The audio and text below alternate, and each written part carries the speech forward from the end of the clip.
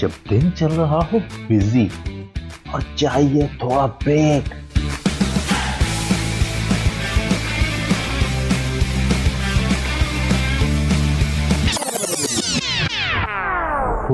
I need a break. तो सुनिए delight delight with RJ Mawash Khan, Sunday to Thursday 12 to 3 PM। Radio वही अपना FM 107। Right listeners, welcome back. आप सुन रहे हैं 107 FM और हमारे साथ इब्राहिम कुश्तीवाला। और आज भी हम लोग इसी चीज़ के ऊपर बात भी कर रहे थे कि कितना ज़्यादा इंपॉर्टेंट होता है आपके लिए सेल्फ डिफेंस। तो इस वक्त हमारे साथ इब्राहिम मौजूद हैं, उनको वेलकम भी करते हैं और उनसे ये पूछते भी हैं। हेलो जी, अस्सलाम वालेकुम। वालेकुम अस्सलाम। कैसे हैं इब्राहिम आप? अल्लाह का शुक्र है। आप कैसी हैं? खैरियत से? अल्हम्दुलिल्लाह बिल्कुल ठीक ठाक। और सबसे पहले तो आपको बहुत बहुत मुबारक हो, जो आपका इवेंट था कल, कैसा रहा उसके बारे में कोई डिटेल्स भी बताएं हमें। जी हाँ माशाल्लाह बहुत अच्छा रहा। और अल्हम्दुलिल्लाह जो उस्मान था, he won the fight as well. वो जीत भी गया इंडोनेशियन ओपोनेंट से। कांग्रेचुलेशंस। सो हमारे पाकिस्तान, माशाल्लाह हमारे पाकिस्तान में ही एशियन टाइटल हमारे पाकिस्तान में अभी भी। वाओ। और हम I am really proud to say this. और आई थिंक हम सबको भी इस पे फख्र होना चाहिए कि एक बहुत बड़ा एक टाइटल एक हमारे पाकिस्तान में राइट नाउ है, पूरे एशिया का। तो Usman defended his title and अल्लाह का शुक्र फाइट जीता वो, और टाइटल है उसी के पास। इस दौरान वहाँ लाहौर में भी एक और दूसरा इवेंट भी हुआ था जो आमिर खान ने कराया था। अच्छा। उसमें भी टाइटल हमारे पास ही है। जी, Great. दो इवेंट्स थे कल। अच्छा, कल दो इवेंट्स थे वहाँ पे हमारे जो जी तो वहाँ आमिर खान ने कराया था, यहाँ हुसैन शाह प्रमोशंस ने कराया था। तो वो वाला टाइटल भी हमारे पास है। वहाँ पे भी मोहम्मद वसीम है और बहुत like is a very good fighter. He trains in USA. तो वो जीते माशाल्लाह। उन्होंने भी टाइटल अपने पास ही रखा। जबरदस्त, ग्रेट, बड़ी जबरदस्त अचीवमेंट है। हाँ जबरदस्त, बहुत अच्छा। और मैं उसको कर भी रही थी अपने लिस्टर्स को। पाकिस्तान बॉक्सिंग। हाँ, मैं अपने लिस्टर्स को बता भी रही थी और हम लोग एक्सपेक्ट भी कर रहे थे यही कि बहुत अच्छी सी हमें न्यूज़ मिलेगी। जी अल्हम्दुलिल्लाह। तो बहुत अच्छा मेगा इवेंट था, लाइव आया सब जियो सुपर। और वो पीटीवी पे लाइव आया था। That was really big events. Great. So fighting sport and boxing is growing in Pakistan, alhamdulillah. ज़बरदस्त, ग्रेट, बड़ी अच्छी चीज़ है। अच्छा, आज मैंने पूरा अपना टॉपिक ही सेल्फ डिफेंस पे रखा हुआ था कि नॉर्मली मतलब हम लोगों की यहाँ कुछ पिछले अगर हम बात करें, जब हम छोटे थे उस वक्त से जो हम बात सुनते आ रहे हैं वो यही होती है कि नहीं बेटा, लड़ाई झगड़ों में नहीं पड़ना चाहिए, किसी को मारना नहीं चाहिए। तो इस तरह से हुआ ये है कि वो जो सेल्फ डिफेंस और जो चीज़ें हमारे मतलब एक तरह से मज़हब में भी शामिल हैं कि आपको स्विमिंग, बेसिक जो चीज़ें होती हैं वो आनी चाहिए।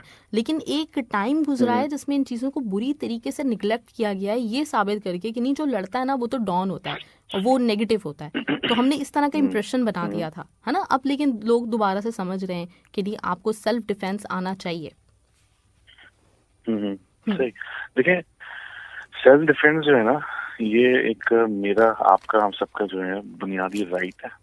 ये बुनियादी बर्थ राइट है। इसके लिए हमें किसी से इजाजत लेने की जरूरत नहीं है, ना हमें इससे किसी यूनियन काउंसिल के ऑफिस से सर्टिफिकेशन की जरूरत है, ना हमें हॉस्पिटल से इसका कोई बर्थ सर्टिफिकेट की तरह से कोई सर्टिफिकेट चाहिए। मैं इस दुनिया में अगर आया हूँ तो मेरा ये बुनियादी हक है to defend myself. Exactly like जिस तरह हम लोग नए फोन्स लेते हैं, नया कपड़े लेते हैं, गाड़ी लेते हैं, कोई घर बनाते हैं, हम उसको लेके कितने पोजेसिव और केयरफुल हो जाते हैं। हम फोन पे प्रोटेक्टर भी चढ़ाते हैं, गाड़ी को रेगुलरली इंटर क्लीनिंग कराते हैं, अपने कपड़ों को अच्छी तरह से ड्राई क्लीन कराते हैं ताकि वो खराब ना हो। ऐसी है। और लेकिन अपने आप को जब मैंने देखा है ग्राउंड पे फील्ड में काम करते हुए इतने अरसे से, मैंने देखा है लोग अपने आप को निगलेक्ट कर देते हैं। अपने self love is the best love. अगर आप अपने आप से प्यार नहीं कर सकते तो आप किसी से भी नहीं कर सकते। तो अक्सर लोग जो हैरास होते हैं या जो बुली होते हैं, बुलिंग बहुत आम है इस वक्त। बुलिंग के बहुत डिफरेंट फेसेस हैं, डिफरेंट चेहरे हैं। तो बुलिंग जरूरी नहीं है कि, पहले तो ये भी मैं क्लियर कर दूं, अक्सर लोगों को पता भी नहीं होता कि वो बुली हो रहे होते हैं, हरास हो रहे होते हैं, लेकिन उनको लगता है शायद ये मजाक है, ये वो नॉर्मल उनको लगता है। तो उनको पहले तो ये आइडेंटिफाई करने की जरूरत है कि क्या ये हरासमेंट है, क्या या फिर ये ह्यूमर है। दोनों एच से आते हैं लेकिन दोनों में जमीन आसमान का फर्क है। तो अक्सर लोगों को पता ही नहीं होता, वो आइडेंटिफाई नहीं कर पाते कि ये जो मजाक मेरे ग्रुप ऑफ फ्रेंड्स या फैमिली के लोग मुझे कर रहे हैं, ये ह्यूमर नहीं है, ये हरासमेंट है। मॉक कर रहे हैं, मजाक उड़ा रहे हैं, बॉडी शेमिंग कर रहे हैं, ये सब बुलिंग में आता है, सब हरासमेंट में आता है। बेसिकली हरासमेंट इज एनीथिंग जिसके अगेंस्ट में आपको सेल्फ डिफेंस करना होता है। वो चीज है डिस्कम्फर्ट फील करें। अगर आपको डिस्कम्फर्ट फील हो रहा है किसी भी काम से, तो वो comes under the heading of harassment. उसको फौरन रोकना चाहिए और उसको जो है ना उसको कन्फ्रंट करना चाहिए जो भी शख्स या जो भी एक ग्रुप ऑफ पीपल आपको मॉक करे। तो सेल्फ डिफेंस आपका बुनियादी हक है, इसमें कोई दो राय नहीं है। और सेल्फ डिफेंस जो है आप रिलीजियसली भी इट्स देयर, इसके हुक्म है। और इस्लाम में तो ये मुस्लिम उस जमाने में ऑब्वियसली हालात दूसरे थे, तो मुस्लिम मर्दों को तो ये हुक्म था कि आप 3 चीजें जरूर सीखें, एक तो घोड़सवारी, एक तीरंदाजी और एक स्विमिंग, तैराकी। तो ऑब्वियसली चीजें उस वक्त डिफरेंट थी, अब चीजें डिफरेंट हो गई हैं। अब अच्छा उस टाइम पे भी इवन खवातीन की अगर बात करें तो जंगों में खवातीन ने भी पार्टिसिपेट किया है और उन्होंने भी जंगें लड़ी हैं हुजूर के प्रॉफिट मोहम्मद के साथ। तो अगर हम रिलीजियसली बात करें तो वो रिलीजियसली भी जो है ये इट्स प्रूवन। एंड अगर हम वैसे सोशली हम रिलीजियस छोड़ दें और हम चले आ जाएं, अब सोशली बात करते हैं, सोशली भी it's very important now for both men and women to learn self defence. Because जो इस वक्त हालात हैं पूरी दुनिया में, बहुत ज्यादा ये एक सोशल इविल बन गया है, एक हरासमेंट कहीं कम है कहीं ज्यादा है, लेकिन ये एक कॉमन हो गया है। और इवन अगर आप पाकिस्तान को छोड़ें, आप वेस्ट की बात करें तो वेस्ट में भी डोमेस्टिक वायलेंस की जितने केसेस रिपोर्ट होते हैं, जो लोग वहाँ रहते हैं उनको पता होगा कि उनकी भी कोई गिनती नहीं है। तो वायलेंस, हरासमेंट, बुलिंग ये तो पहले दिन से है जब दुनिया वजूद में आई और ये आखिरी दिन तक रहेगी। ठीक है ना? तो ब्लैक के बाद व्हाइट है, व्हाइट के बाद ब्लैक है। तो इस चीज को बैलेंस रखने के लिए self defence is very mandatory. There is a very famous saying जिसको मैं बताना चाहूंगा अभी, बहुत अच्छा कोट है कि अगर आपको पीस चाहिए ना, if you want peace then prepare for war. तो पीस के लिए भी वॉर जरूरी है, जंग लड़ना जरूरी है पीस के, अमन के लिए भी। सो जंग लड़ोगे कैसे अगर आपको सेल्फ डिफेंस ही नहीं आता? सेल्फ डिफेंस वैसे भी मेंटली शुरू होता है, आपको पहले मेंटली स्ट्रांग करता है, उसके बाद फिजिकली आता है। अक्सर ख्याल ये आम ख्याल कि ये सेल्फ डिफेंस की जब बात हो तो इसमें जरूर कोई मारा मारी की बात होगी या जंग हो जदल की और खून की नदियां बह रही होंगी, लाशें बिछी हुई होंगी। ऐसा कुछ भी नहीं होता। Self defence is more mental, it changes you as a person mentally more, आपको कॉन्फिडेंट कर देता है ज्यादा, आपको आपके राइट्स के बारे में जो आपके ब्लड विजन्स होते हैं वो क्लियर हो जाते हैं, आपको अपने हक के लिए लड़ना सिखाता है, बात करना सिखाता है, ठीक है, स्टैंड लेना सिखाता है। सबसे पहले सेल्फ डिफेंस आपको यहाँ से स्ट्रॉन्ग करता है, बाद में किक्स, पंचेस और ये सब चीजें तो बाद में आती है। एग्जैक्टली मतलब अपनी ईगो, जो अपनी खुदी का एहसास है, वो सबसे ज़्यादा इम्पॉर्टेंट है। अब अगर कोई मतलब इस चीज़ को बोले कि नहीं, अगर हमें हमारे साथ कोई हमें बुली कर रहा है, हमें हरास कर रहा है, लेकिन फिर भी हम वैसे ही मतलब कोई नहीं, हम कॉम्प्रोमाइज़ कर लेंगे, तो ये फिर आपने अपना वो जो बुनियादी एक तो राइट है और अपनी एक इंसान की पर्सनैलिटी ही जब डेवलप होती है, जब उसके अंदर ईगो होती है, अपने होने का एहसास होता है, तो उसको नहीं निगलेक्ट करना चाहिए किसी भी तरह से। जी हाँ, बिल्कुल ऐसे ही है।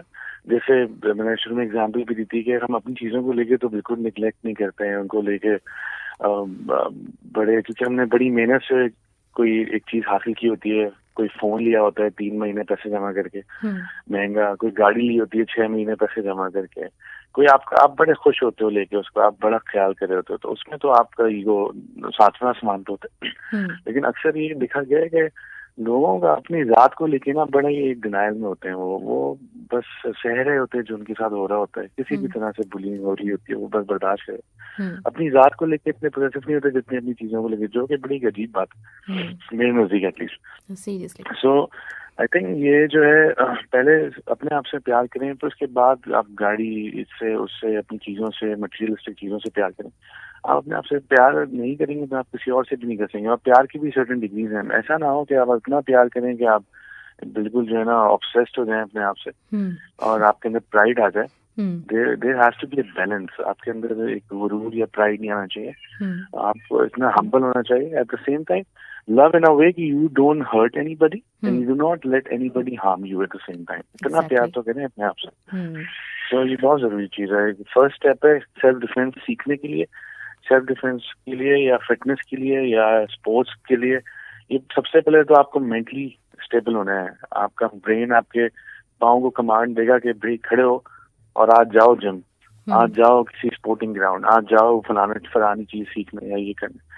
तो तभी वो खड़े होंगे आप अपने पैरों पर। अगर आपका ब्रेन आपके पैरों को कमांड ही नहीं देगा तो आप you can't move, you are just like anybody in coma.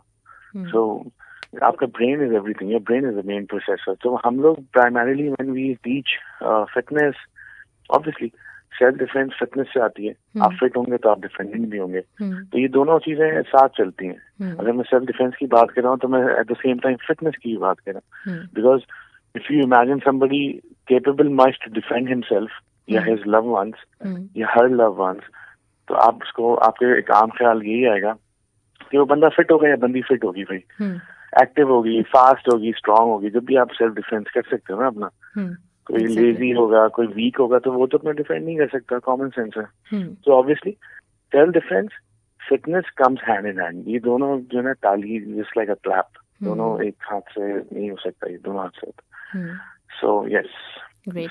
अच्छा, तो आपने सबसे पहले ये कहा कि ये जो चीज़ें हैं उसके लिए सबसे पहले आपको मेंटली स्टेबल होना ज़रूरी होता है। तो ये किस तरह से, मतलब अगर हम इसकी कोचिंग के ऊपर बात करें या अगर घर की बात करें कि अगर आपके बच्चे हैं और आप उनको चाहते हैं कि वो उनको थोड़ा सेल्फ डिफेंस आए, अपने आप को फिट रखें, तो मेंटली किस तरह से कोई बंदा दूसरे को मोटिवेट कर सकता है और उसको स्टेबल बनाने में उसको हेल्प आउट कर सकता है?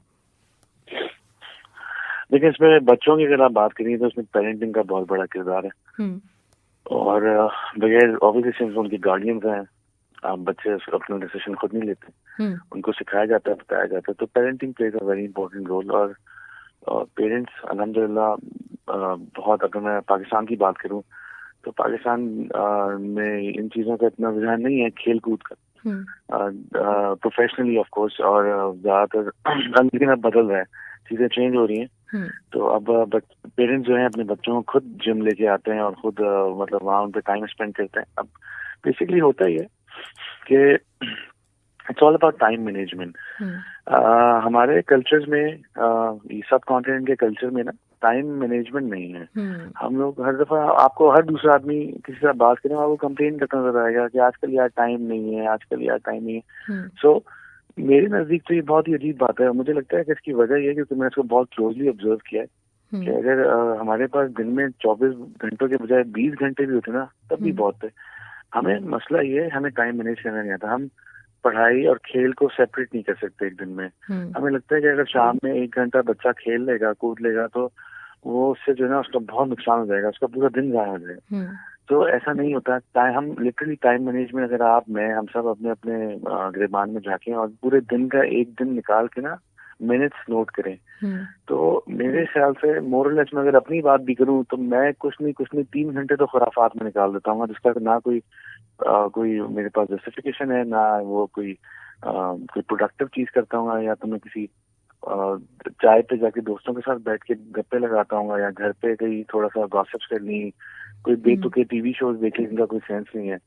तो मतलब हम लोग लिटरली टाइम बहुत वेस्ट करते हैं, जो उसके बजाय हम अगर सही से मैनेज करके चलें, हमें अपने एक ऑर्गेनाइज तरीके से, जो एक सिस्टम होना चाहिए एक इंसान का, तो हमें हमारे बच्चों के लिए टाइम निकालना आसान हो जाए, उनको लेके जाना किसी स्पोर्ट्स फैसिलिटी पे आसान हो जाए। 1 घंटा वो स्पोर्ट्स खेलेंगे। और स्पोर्ट्स, आपको देखें, स्कूल की पढ़ाई बहुत जरूरी है दुनियावी, वो जो है वो आपका लेकिन कैरेक्टर बिल्ड नहीं करती है।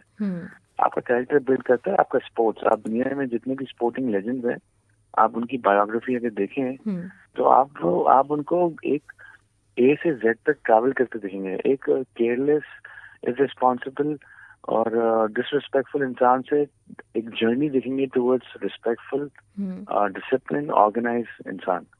और ये आप किसी की बायोग्राफी उठा लें, आप किसी भी स्पोर्ट्स में, आप बॉक्सिंग में मोहम्मद अली की उठा लें, आप जो ब्रूस ली की उठा लें, आप किसी क्रिकेट में उठा लें, इतने बड़े बड़े लेजेंड्स हैं।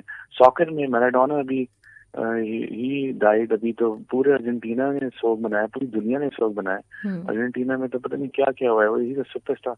तो because they lead by example. अब उनकी अगर आप पर्सनल लाइफ को छोड़ दें, लेकिन आप उनके जो है एक प्रोफेशनल लाइफ को देखें तो आपको बड़ा डिसिप्लिन नजर आएगा, बड़ा एक उसमें ऑरा नजर आएगा। तो sports is more, it's actually equally important I would say with ये schooling and the other educations, because वो तो आपको चले दुनिया में रहने के काबिल बनाएगा। और ये स्पोर्ट्स जो है आपको डिसिप्लिन और ऑर्गेनाइज, ये बेसिकली हैंड इन हैंड है, दोनों एक दूसरे को कॉम्प्लीमेंट करते हैं। एक डिसिप्लिन ऑर्गेनाइज इंसान ही आगे अपने किसी ऑर्गेनाइजेशन में कल जब जॉब लगेगी, काम करेगा, एंटरप्रेन्योर बनेगा, कोई अपना बिजनेस स्टार्ट करेगा, तो वो नहीं सही से उसको सस्टेन कर सकता unless a person is organize, discipline, respectful, इज्जत ले और टाइम पे उठे, टाइम पे काम करे। ये सारी चीजें आपको स्पोर्ट्स रातों रात सिखा देती है, जो कोई स्कूल नहीं सिखा सकता। तो मेरे तो मशवरा ये है सारे पेरेंट्स को जो सुन रहे हैं या जो भी लोग हैं, कि वो अपने अपने घरों में अगर बच्चों की बात करी जाए, क्योंकि ये ग्रास रूट लेवल है, तो I think they should give time to their children, और उनको एटलीस्ट स्पोर्ट्स के लिए जो है ना अपने बच्चों को प्रोवोक करें। जो ऑलरेडी प्रोवोक्ड बच्चे हैं, जो बहुत एक्साइटेड बच्चे हैं, जो माशाल्लाह मेरे पास भी आते हैं काफी सीखने के लिए, तो वो उनको तो प्रोवोक की जरूरत ही नहीं है, वो तो खुद उनको चाहिए। कुछ बच्चे बड़े हाइपर एक्टिव होते हैं, कुछ बच्चों को पुश करना पड़ता है। तो ये पेरेंट्स का काम है कि जो पुश के लिए नीडेड है वो उनको पुश करें, और जो बच्चे खुद आना चाहते हैं, जो खुद कहते हैं नहीं हमें खेलना है, थोड़ा हमें स्पोर्ट्स का शौक है, तो उनको सपोर्ट करें। ग्रेट। अच्छा, इसमें कोई एज लिमिट होती है? मतलब अगर कोई कोई बंदा फैसला करना चाहे, सरफाना चाहे फिटनेस की तरफ, स्पोर्ट्स की तरफ, तो उसमें कोई एज लिमिट है कि इस एज तक आप आ सकते हैं, या फिर हर कोई भी उसमें पार्टिसिपेट कर सकता है?